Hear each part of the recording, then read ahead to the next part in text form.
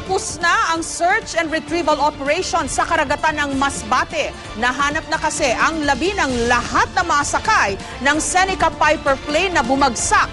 Ang kailangan gawin ngayon, imbestigahan kung bakit nag-crash ang eroplano na ikinamatay ng isang cabinet secretary, si DILG Secretary Jesse Robredo, at 2 piloto. At nagbunsod din sa pinakamalaking search, rescue, and retrieval operations sa ating kasaysayan.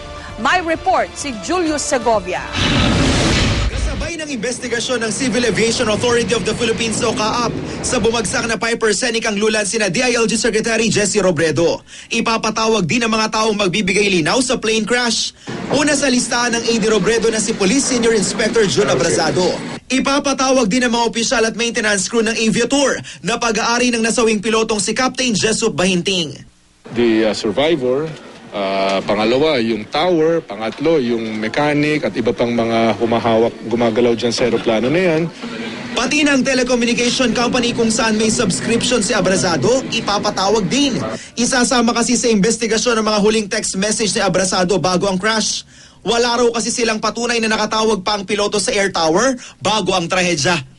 We don't have any evidence on that except that the aide of Secretary Robredo was able to text certain individuals regarding the state of flight.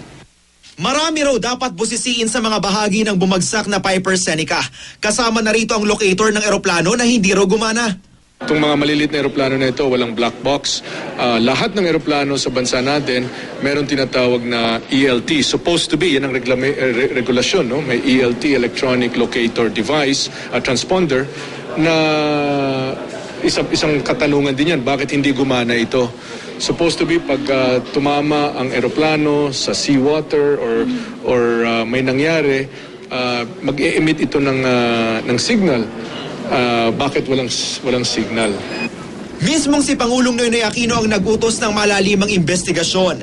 Isasama na rin sa pagsisiyasat ang di pa rin daw nalulutas na pagbagsak ng isa pang 4-seater Cessna plane ng Aviator noong Marso sa Camiguin.